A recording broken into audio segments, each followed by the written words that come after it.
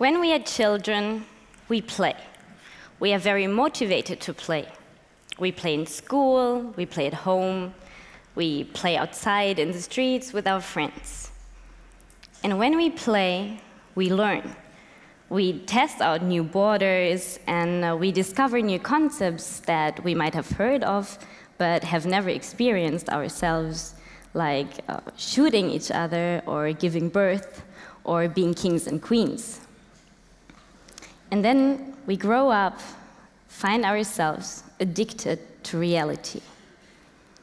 We might still keep on playing in casinos to get poor, or on the computer and the PlayStation because we are bored. We also do sports to keep us fit. But there's very strict places and materials adults should use for playing. And we give up ourselves as learners, as Catherine has put it earlier, and we give up our freedom to try and test, to discover and explore, and to invent new worlds where your house might be a castle and the street behind it might be the Amazonas. We give up this creative way of playing with imaginaries. And I'm totally in line with Van Bo here, who said we have to regain this freedom. So I'm very happy that there is a lot of people all around the world who go back into the street and play in public space. And this is all adults. So there's people in New York, and there's people in Japan. There's also people in Copenhagen, and I know there's people in Hamburg. And there's people in Berlin. When I moved to Berlin, which is already nearly 10 years ago now, I joined a group of people who like to take a walk. Basically, it's people who climb up rooftops, more or less legally, taking a stroll. I, for myself, needed a break from my daily routine and simply wanted to enjoy the view. Changing my perspective changed my perspective. Dussartot said once that power comes from seeing it all. But to me here, power actually came from being able to finally see some of my city, the city I live in, and have a total new basis to relate myself in this big city. So I took a deep breath, enjoyed the view, and got bored. And then I discovered games in public space. I decided to be part of a collective based in Berlin called Invisible Playground that makes games all around the world. I like culture, and I also like planning. And planning for culture in public space, at least in Germany, means permission, permission, permission. So when I first started my job working with a game designer, I didn't have no clue at all what he was planning on. So when he came onto me and told me, I was like, what the hell are you asking me to plan here? I mean, where do you want to get all those permissions for? But he was totally relaxed, and I think it wasn't at all about permissions to him, but it was about doing it, getting the people into the streets, playing. And what shall I tell you? In the end, of course, it worked out. So that demonstrated to me that public space is a lot more. It's not just a space to transit, to go to work, to go from A to B, or a place where you park your car. It is our shared space. Here, we can get together. And games in public space, they don't just get people together, people you might have never known before, they get people outside moving, pushing to their limits and even go beyond. And games redefine the world around you.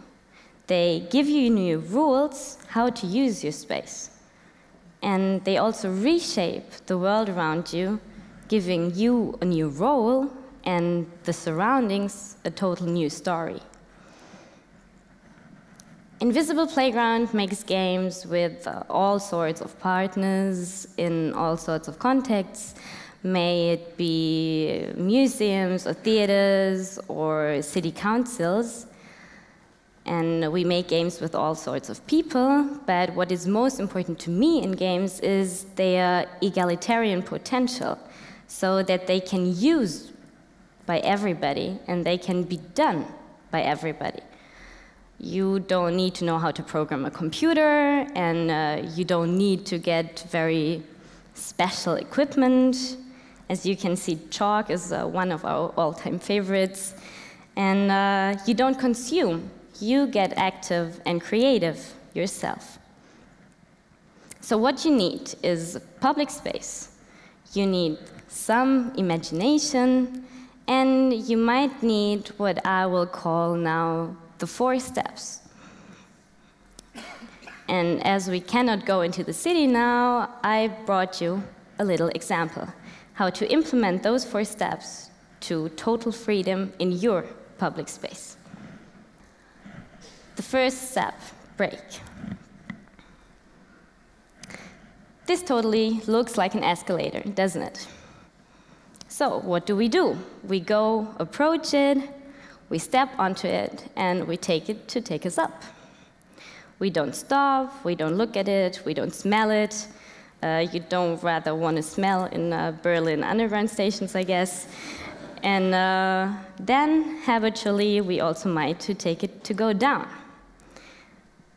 Know your habits and be ready to break them.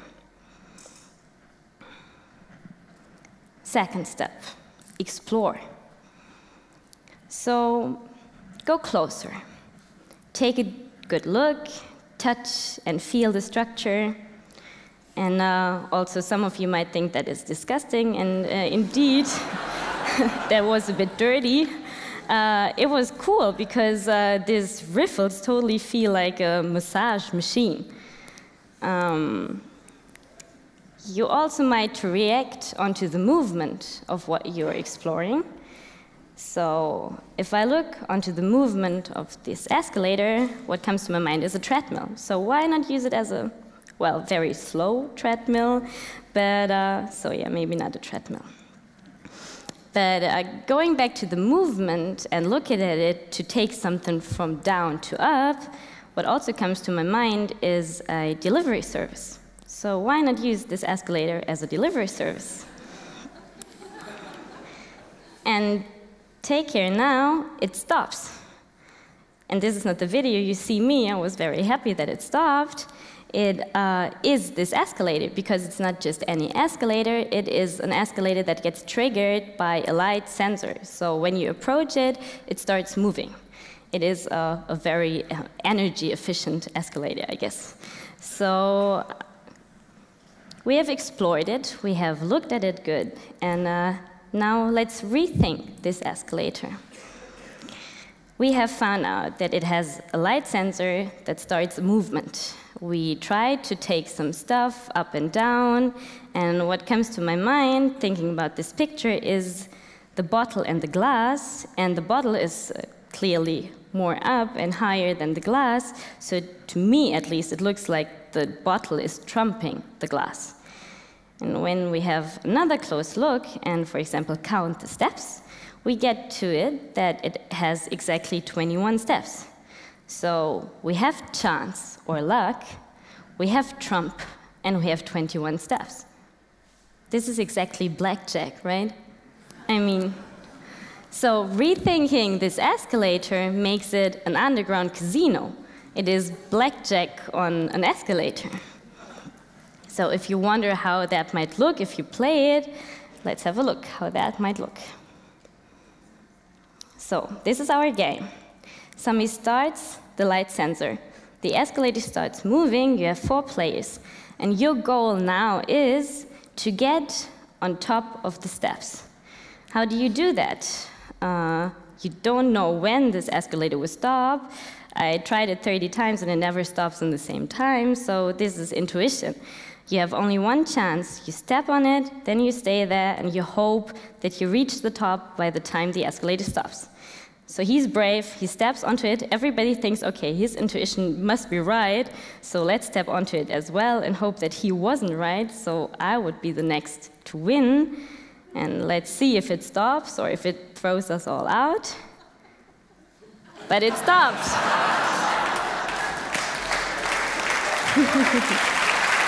Yeah.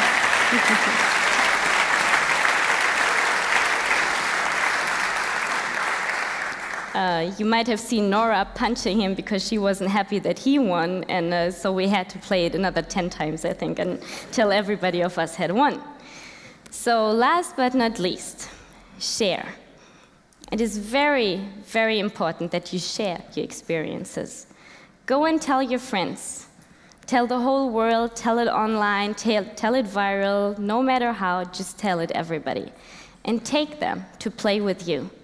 Tell them how you did it. Break, explore, rethink, and share. And now it's onto all of us, onto all of you, to take this freedom into your city. Step by step, escalator by escalator, into every street and into every square. Enjoy your city. Thank you.